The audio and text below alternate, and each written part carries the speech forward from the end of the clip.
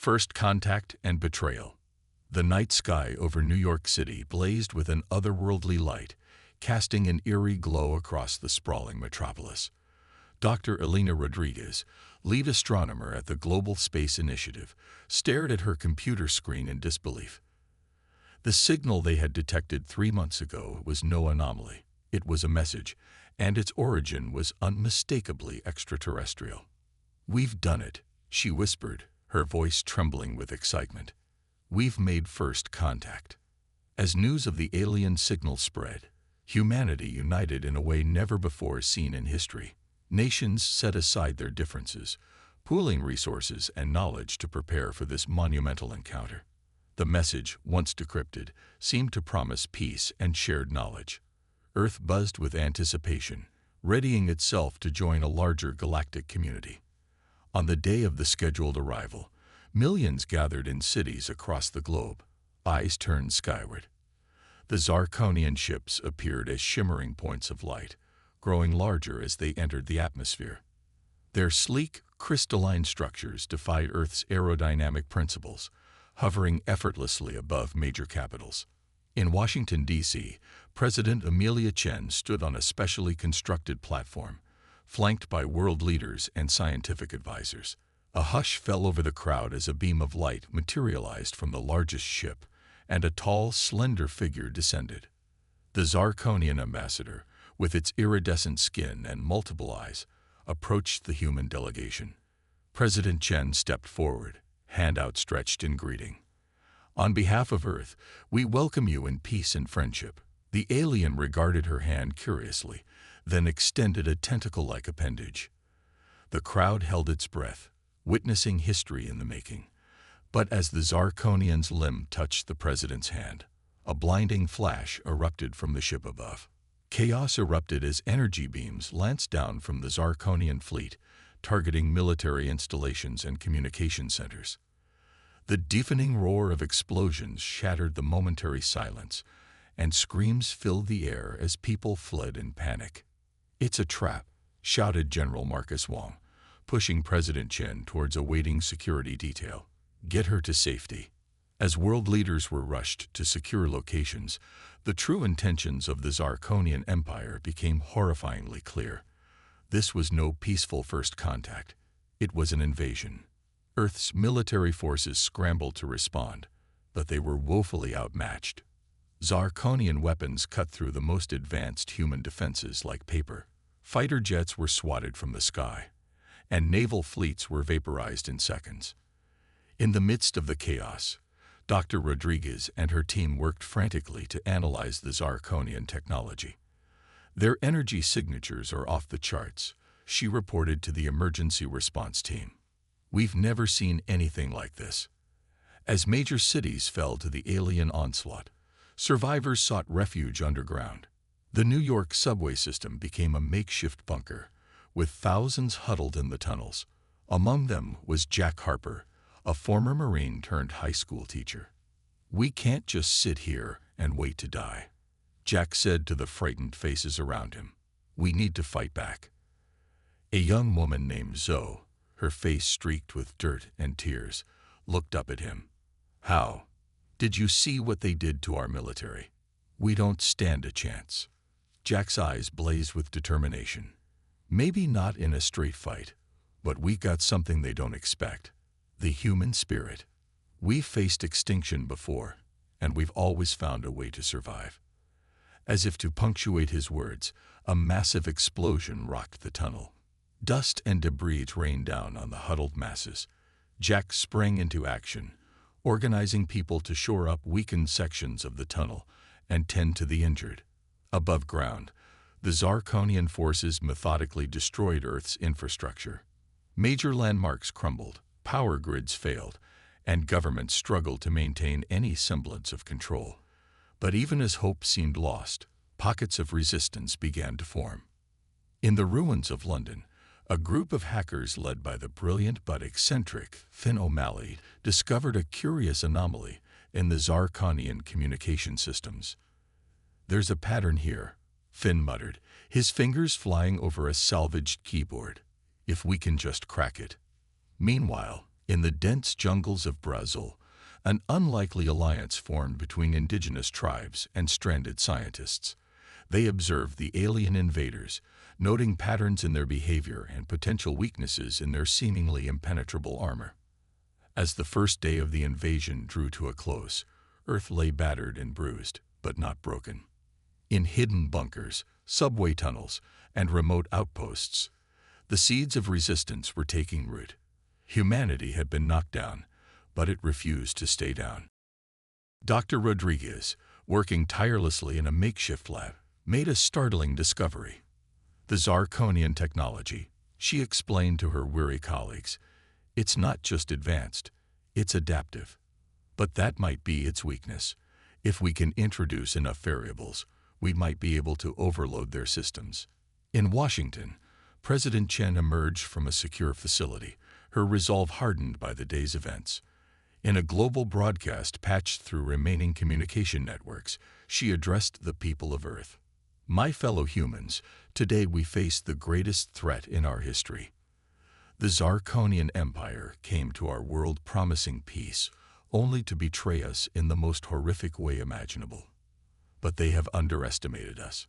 Throughout our history, humanity has faced countless challenges, and each time we have emerged stronger. This is no different. We will not bow. We will not break. We will fight, and we will win. Because that's what humans do. We survive, we adapt, and we overcome. The road ahead is long and fraught with danger, but I have faith in the indomitable spirit of humanity. Together, we will reclaim our world and show the universe that Earth does not submit. As her words echoed across the planet, a spark of hope ignited in the hearts of survivors. The Zirconians had won the first battle, but the war for Earth was far from over. In the face of overwhelming odds, humanity prepared to fight back, armed with nothing but courage, ingenuity, and an unwavering will to survive. The invasion had begun, but so too had humanity's finest hour. Underground resistance. 6 months after the initial Zirconian invasion, Earth was a drastically different planet. Once bustling cities lay in ruins, their skylines forever altered by the alien assault. But beneath the rubble and devastation, humanity's fight for survival raged on. Deep under the Rocky Mountains, in a repurposed military bunker, President Chen pored over reports from around the globe. The news was grim, but not without hope. We've lost nearly 40% of the world's population, General Wang reported, his face haggard from months of sleepless nights. But resistance cells are growing stronger every day. President Chen nodded, her eyes steely with determination. And Project Phoenix. Dr. Rodriguez stepped forward, clutching a tablet. We're making progress. The adaptive nature of Zirconian tech is both a blessing and a curse. It makes them formidable, but it also means their systems are in a constant state of flux. We're developing a virus that could exploit this, but we need more data. You'll get it, a gruff voice chimed in. Jack Harper, now a key figure in the resistance, had just returned from a mission. My team's prepped for a raid on their communications hub in what used to be Chicago. If we're successful, we'll have a direct line into their network. As plans were made in the war room, similar scenes played out in hidden bases across the planet. Humanity had been forced underground, but it was far from defeated. In the sprawling tunnels beneath Paris, Zoe had transformed from a scared survivor into a skilled resistance fighter. She led a group through the catacombs, their footsteps echoing off ancient bones. Remember, she whispered to her team, we're not just fighting for ourselves. We're fighting for every human who's ever lived, and for all who might live if we win this war. Their mission was crucial, to sabotage a Zirconian processing plant that was strip mining Earth's resources. As they emerged from a hidden entrance, the alien structure loomed before them, a twisted mass of crystalline spires and pulsing energy conduits. Zoe's team moved with practiced precision, planting explosive charges at key structural points. But as they prepared to retreat, a patrol of Zirconian drones appeared. Scatter, Zoe yelled, diving for cover as energy blasts scorched the ground around them. In the ensuing firefight, Zoe witnessed firsthand the incredible adaptability of Zarkonian technology. The drones seemed to learn from each missed shot, adjusting their aim with terrifying accuracy.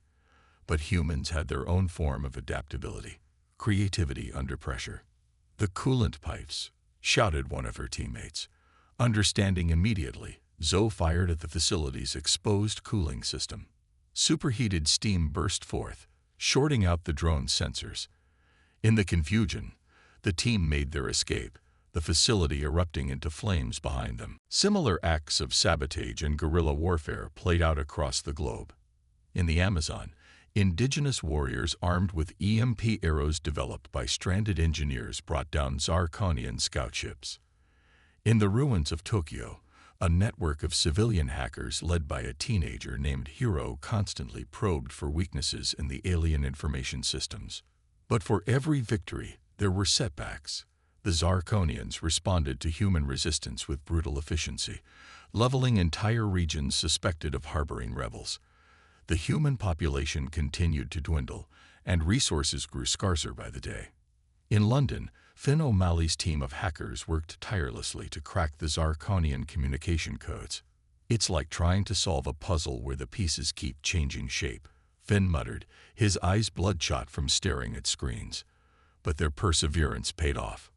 "I've got it," he suddenly shouted, startling his exhausted colleagues. "It's not just a code, it's a living language. It evolves, but there are patterns, rhythms." This breakthrough was the key Dr. Rodriguez had been waiting for. With Finn's insights, she could finally complete the virus they'd been developing.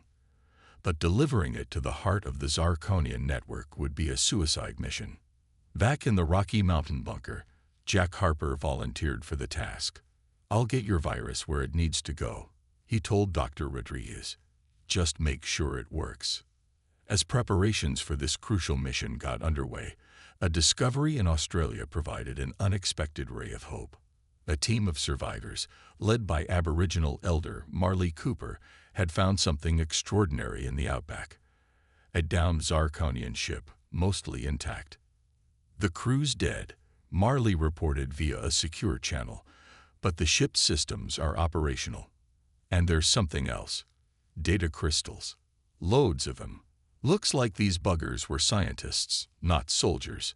This was the break humanity needed. With access to a functional alien ship and scientific data, Earth's chances of turning the tide suddenly improved dramatically. As news of this discovery spread through resistance networks, a daring plan began to take shape. It would require coordination on a global scale, the likes of which humanity had never before attempted. But the stakes couldn't be higher.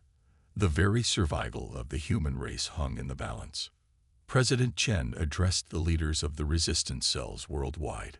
Her face, broadcasted on salvaged screens and jury-rigged projectors, showed the wear of months of war, but burned with an inner fire. "My fellow humans," she began, "we stand at a crossroads. The Zarkonians believe they have broken us, that it's only a matter of time before Earth falls completely under their control. But they don't understand what it means to be human. We do not accept defeat. We do not submit. And now we have the means to fight back on equal terms." She outlined the plan. Operation Trojan Horse. Using the captured Zarkonian ship, a team would infiltrate the alien fleet. Simultaneously, resistance cells worldwide would launch coordinated attacks on Zarkonian ground installations. The goal was to create enough chaos to allow Jack Harper's team to deliver Dr. Rodriguez's virus to the heart of the alien network. "This will be the most dangerous mission we've ever undertaken," President Chen concluded. "The risks are enormous, but the potential reward is nothing less than our planet, our freedom, our future. We've spent months learning to survive. Now it's time to remind the Zarkonians, and ourselves, that humanity knows how to win." As the transmission ended, a sense of purpose swept through the resistance. In bunkers, caves, and hidden bases around the world, humans began to prepare. Weapons were checked and rechecked. Plans were memorized. Final messages were exchanged with loved ones. In the Australian outback, Marley Cooper and her team worked with Dr. Rodriguez via satellite link, piecing together the alien technology. "It's like nothing we've ever seen," Marley marveled, "but at its core, it's just advanced problem solving. And if there's one thing humans are good at, it's solving problems." As the day of the operation approached, Jack Harper gathered his team. They were a diverse group: soldiers, scientists, hackers, and civilians turned warriors. "I won't lie to you," he said, looking each of them in the eye. "Many of us won't be coming back from this. But what we're doing here, it's bigger than any one of us. It's for Earth, for humanity, for every generation that will come after us, if we succeed." Zoe, now part of Jack's elite team, felt a mix of fear and determination. She thought of all she had lost, all humanity had endured. "We won't fail," she said firmly. "We can't." As the resistance made its final preparations, the Zarkonians continued their systematic exploitation of Earth, unaware of the storm that was about to break upon them. Humanity, pushed to the brink of extinction, was about to remind the galaxy why it should never be underestimated. The stage was set. Operation Trojan Horse was about to begin. And with it, the true test of humanity's resilience, ingenuity, and unwavering spirit. The fight for Earth was entering its most crucial phase, and the outcome would determine the fate of not just a planet, but a species. Operation Trojan Horse. The Australian outback, once a vast expanse of red earth and rugged beauty, now served as humanity's launchpad for liberation. The captured Zarkonian ship, christened Hope's Dawn by the Resistance, stood ready, its crystalline structure gleaming under the harsh sun. Jack Harper surveyed his team as they made final preparations. Zoe checked her gear one last time, her face a mask of determination. Finn O'Malley, the eccentric hacker, muttered to himself as he reviewed the intricacies of the Zarkonian systems on a handheld device. Dr. Rodriguez insisted on joining the mission, arguing that her expertise would be crucial for deploying the virus effectively. "Remember," Jack addressed the group, "once we're up there, we're on our own. No backup, no extraction plan. We get in, we plant the virus, we do as much damage as we can, and we hope to hell it's enough." As the team boarded the alien craft, Marley Cooper approached Jack. "The spirits of this land go with you," she said, pressing a small stone into his hand. "May they guide you in the stars as they have guided my people for millennia." Jack nodded, pocketing the stone. "We'll make it count," he promised. With a hum that seemed to resonate at a cellular level, Hope's Dawn lifted off, quickly ascending through the atmosphere. The team watched in awe as the scared face of Earth receded beneath them, a blue marble marred by the scars of invasion. As they approached the Zarkonian fleet in high orbit, tension mounted. "Incoming transmission," Finn reported, his fingers dancing over the alien controls. "It's a standard identification query. Send the response we prepared," Jack ordered. Moments that felt like eternities passed before a confirmation came through. They were cleared to dock with the main command ship. Meanwhile, on the ground, resistance cells worldwide sprang into action. In the ruins of New York, fighters emerged from the subway tunnels, launching a surprise attack on a major Zarkonian processing center. In the mountains of Tibet, monks turned warriors used their knowledge of the terrain to ambush alien patrols. Across Africa, a coordinated effort led by a coalition of nations disrupted the invaders' resource extraction operations. The global assault served its purpose. Chaos erupted throughout the Zarkonian ranks as they struggled to respond to simultaneous attacks on multiple fronts. Amid this confusion, Hope's Dawn slipped unnoticed into the docking bay of the massive alien command ship. As the team disembarked, the true scale of their mission became apparent. The interior of the Zarkonian vessel was a maze of twisting corridors and pulsating energy conduits. "Stay sharp," Jack whispered. "We're in the belly of the beast now." Using the intelligence gathered from months of observation and the data crystals recovered from the downed ship, The team navigated towards the central processing core. Along the way, they planted charges at key structural points, a backup plan if all else failed. Their progress was not unimpeded. Several times they were forced to duck into alcoves or side passages to avoid Zarkonian patrols. In one heart-stopping moment, a curious alien engineer almost discovered them, only to be distracted by the reports of chaos from the planet's surface. As they neared the core, resistance stiffened. "They're onto us," Zoe hissed, her weapon at the ready as alarms began to blare throughout the ship. "Then we fight our way through," Jack responded, his voice hard with determination. "We didn't come this far to fail now." What followed was a running battle through the twisting corridors of the alien vessel. The team used every trick and tactic they had learned over months of guerrilla warfare. Zoe's marksmanship dropped Zarkonian soldiers before they could raise their weapons. Finn's hacking skills turned the ship's own systems against its crew, sealing bulkheads and disrupting communications. Dr. Rodriguez, despite her lack of combat experience, proved her worth time and again. Her understanding of Zarkonian technology, allowing the team to bypass security measures and avoid deadly traps. Finally, battered and bloodied but unbroken, they reached the central core. A massive chamber opened before them, dominated by a pulsating crystal structure that seemed to bend light and space around it. "That's it," Dr. Rodriguez breathed, her eyes wide with a mixture of scientific awe and grim determination. "The heart of their network. If we can introduce the virus here, it will spread throughout their entire fleet." As Finn and Dr. Rodriguez worked to interface their devices with the alien systems, Jack and Zoe stood guard. The sounds of approaching Zarkonian reinforcements echoed through the corridors. "How much longer?" Jack called over his shoulder, his weapon trained on the entrance. "We're working as fast as we can," Finn replied, his voice strained. "Their firewalls are like nothing I've ever seen. It's like they're alive, adapting to each attempt we make." The first wave of Zarkonian soldiers burst into the chamber, their weapons spitting streams of energy. Jack and Zoe returned fire, using the crystalline structures for cover. The air filled with the smell of ozone and burned circuitry. "Got it," Dr. Rodriguez suddenly shouted. "The virus is uploading." On screens throughout the chamber, cascading lines of alien code began to warp and twist. The pulsating rhythm of the core crystal faltered, then began to speed up erratically. "We need to go now," Jack ordered, laying down covering fire as the team retreated from the core. Their escape was a blur of running, shooting, and near misses. Entire sections of the ship began to malfunction around them as the virus spread.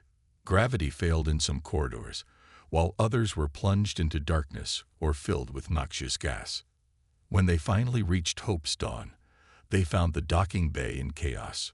Other ships were trying to launch, their crews desperate to escape the spreading contagion. Taking advantage of the confusion, Jack piloted their vessel out of the bay, weaving through debris and energy discharges as the massive command ship began to tear itself apart. As they sped away from the disintegrating Zarkonian fleet, the team watched in awe as ship after ship succumbed to the virus. Some exploded outright, while others drifted powerless, their once fearsome weapons silent. "We did it," Zoe whispered, her voice filled with disbelief and hope. "We actually did it." But their victory was not without cost. As they re-entered Earth's atmosphere, it became clear that Hope's Dawn had not escaped unscathed. Systems failed one by one as Jack struggled to keep the ship under control. "Brace for impact," he shouted as the ground rushed up to meet them. The crash landing was violent, but survivable. As the team extracted themselves from the wreckage, they found themselves on the outskirts of what used to be Rio de Janeiro. The city bore the scars of occupation, but something was different. The Zarkonian structures that had dominated the skyline were dark, many of them crumbling without the energy that had sustained them. And in the distance, carried on the wind, they heard something that brought tears to their eyes. Cheering. Human voices, raised in jubilation and triumph. As locals began to emerge from hiding, Approaching the downed ship with a mixture of caution and hope, Jack turned to his team. They were battered, exhausted, but alive. Against all odds, they had struck a blow that might just turn the tide of the war. "Let's go," he said, a smile breaking through the grime on his face. "We've got a planet to reclaim." The success of Operation Trojan Horse marked a turning point in the war for Earth. The Zarkonian invasion force, cut off from its command structure and primary systems, was thrown into disarray. But the fight was far from over. Countless alien soldiers and war machines remained on Earth, now fighting desperately for survival rather than conquest. As news of the victory spread, humans emerged from hiding by the thousands, ready to take back their world. The resistance, once a scattered and desperate movement, was transforming into an organized global force. The battle for Earth had entered a new phase. Humanity, armed with captured Zarkonian technology and an unbreakable spirit, prepared to show the invaders, and the galaxy at large, that their planet would never be conquered.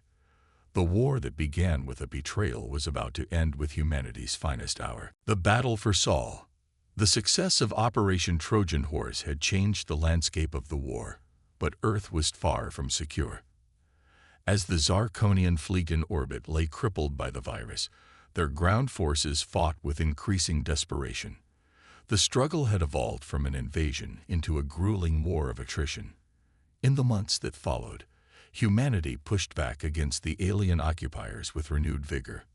The resistance, once hidden in shadows, now fought openly in the streets of every major city.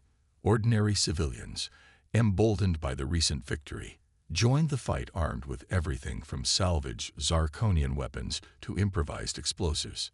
President Chen, emerging from the Rocky Mountain bunker, established a temporary capital in the ruins of Geneva. From there, she coordinated the global counteroffensive. "We've won a great victory," she addressed the newly formed United Earth Defense Council, "but our home is still not free. We must press our advantage before the enemy can regroup." Dr. Rodriguez and her team worked tirelessly to reverse engineer the alien technology. Each breakthrough brought new weapons and defenses to the human arsenal. Gravity manipulation devices, once the exclusive domain of Zarkonian ships, were adapted into portable units that allowed human soldiers to perform incredible feats of agility and strength. Finn O'Malley, hailed as a hero for his role in Operation Trojan Horse, led a global network of hackers in maintaining the digital offensive against the invaders. They kept the alien communication networks in disarray, feeding false information and sowing confusion among the enemy ranks. But the Zarkonians were far from defeated. Cut off from their home world and facing extinction on an alien planet, they fought with terrifying ferocity. Entire cities were leveled in scorched earth tactics as they retreated. The human death toll, already devastating, continued to climb. Jack Harper, now a general in the United Earth Defense Force, stood on the bridge of the UES Defiant, Earth's first reverse-engineered battlecruiser.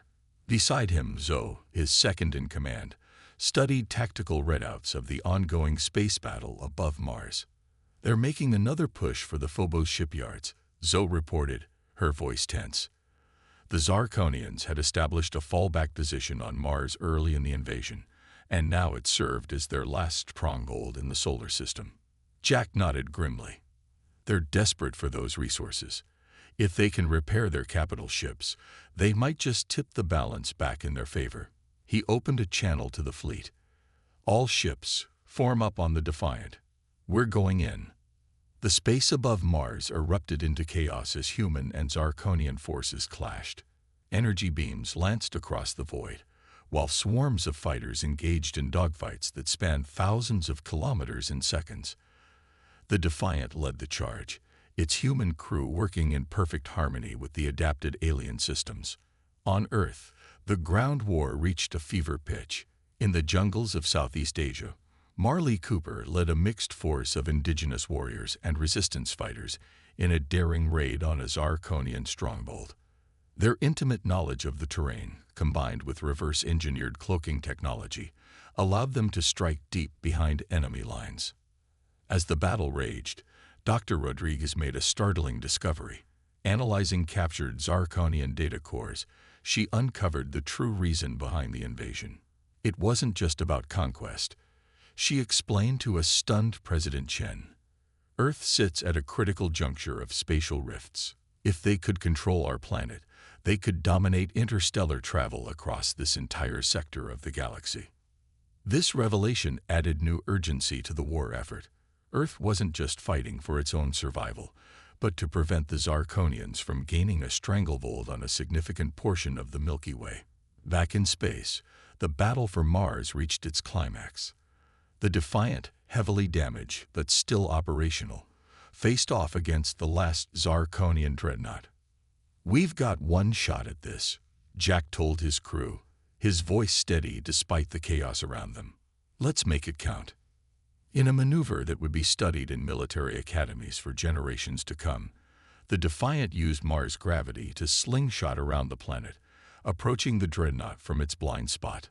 A concentrated burst from their main cannon, powered by technology that the Zirconians never imagined humans could master so quickly, split the alien ship in two. As the dreadnought's remnants burned up in the Martian atmosphere, a cheer went up throughout the human fleet. The last major Zirconian force in the solar system had been defeated, but there was no time for celebration. Jack knew that this victory, however significant, was not the end. "All ships, prepare for immediate return to Earth," he ordered. "We've won the battle for Mars, but the war ends at home." On Earth, the tide had decisively turned. With their space forces destroyed and their supply lines cut, the remaining Zirconian ground troops found themselves surrounded and outgunned. Some fought to the bitter end, while others, seeing the futility of their situation, began to surrender. In a poignant moment that would be immortalized in history books, a group of Zirconian soldiers laid down their weapons before a mixed group of human resistance fighters in the shadow of the partially destroyed Eiffel Tower. It was a scene repeated across the globe as the reality of their defeat set in.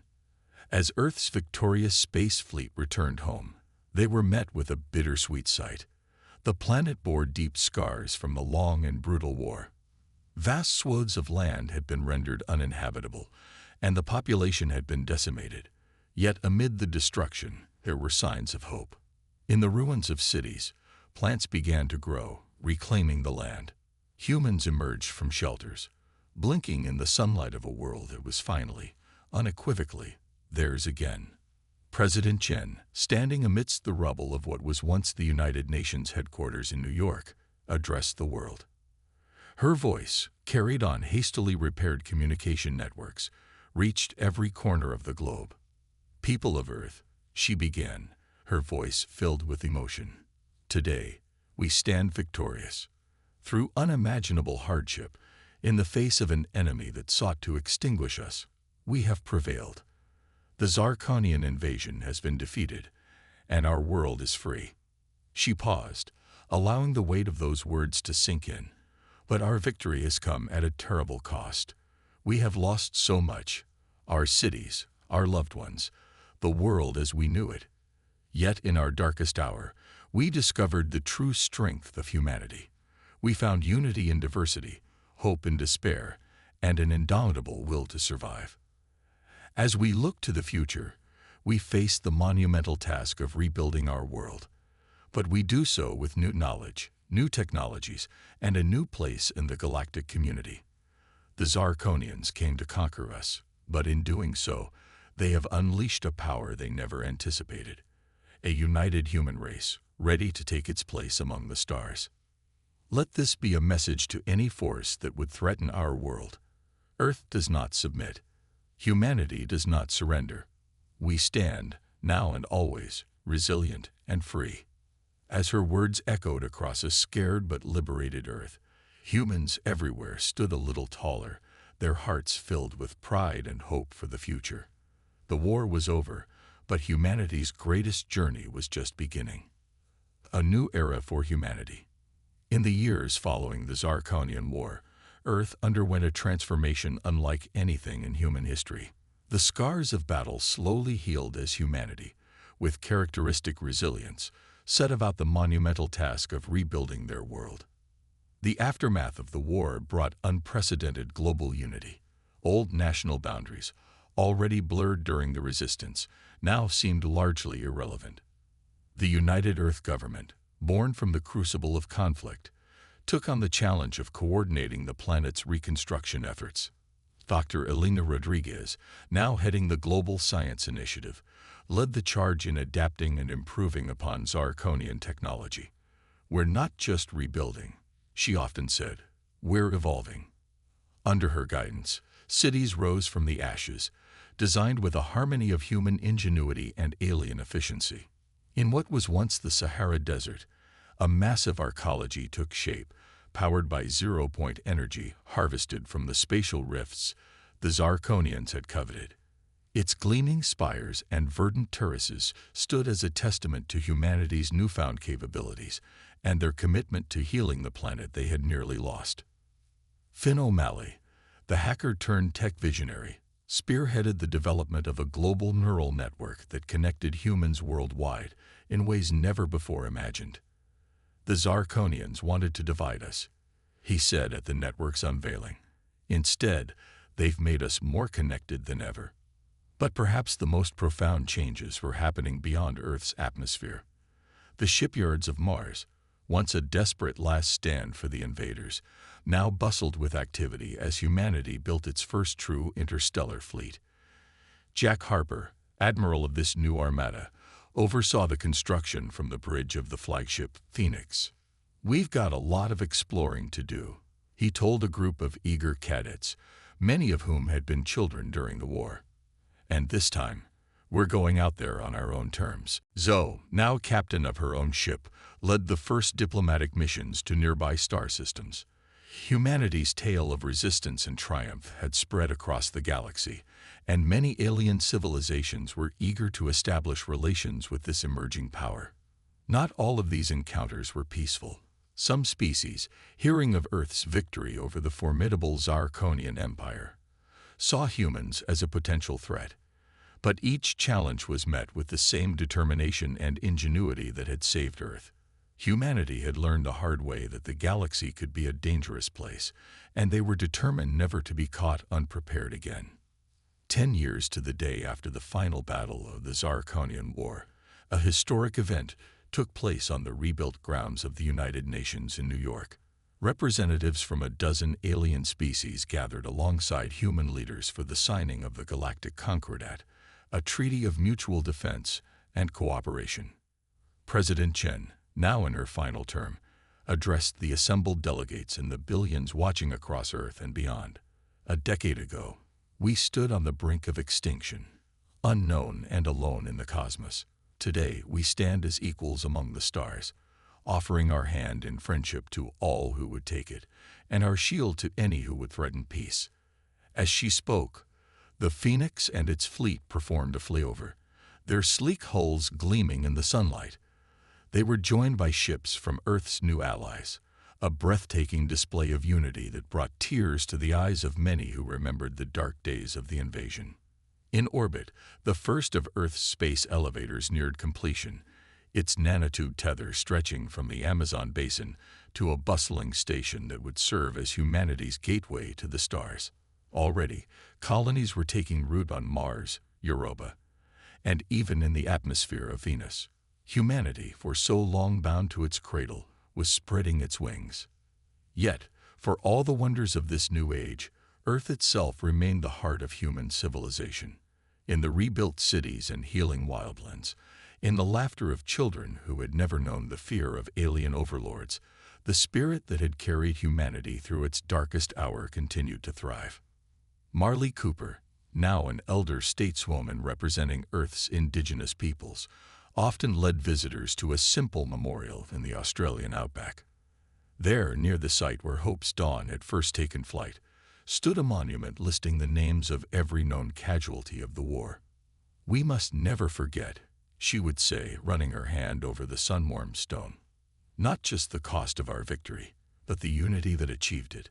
That's the real legacy we carry to the stars." As the sun set on this new Earth, painting the sky in hues no artist had imagined before the war, Humanity looked to the future with a mix of excitement and determination. The Zarkonian invasion, for all its horror, had awakened something in the human spirit, a realization that they were capable of far more than they had ever dreamed. In schools across the planet, and in the fledgling colonies beyond, children learned the history of the war not just as a tale of survival, but as the moment humanity truly found its place in the universe. They were taught that every challenge, no matter how dire, was an opportunity for growth and unity. And in the great shipyards of Earth and Mars, as new vessels prepared to push even further into the unknown, a simple motto was emblazoned on every hull, a reminder of the indomitable spirit that had carried humanity from the brink of extinction to the threshold of a limitless future. Per aspera ad astra, through hardships to the stars. As Earth turned gently in the cosmic dance, its night side glittering with the lights of a civilization reborn, one thing was clear to any observer, human or alien. This was a species that had been tested in fire and emerged stronger for it. Whatever the galaxy might hold, wonders or dangers, allies or enemies, humanity was ready. The greatest adventure was just beginning.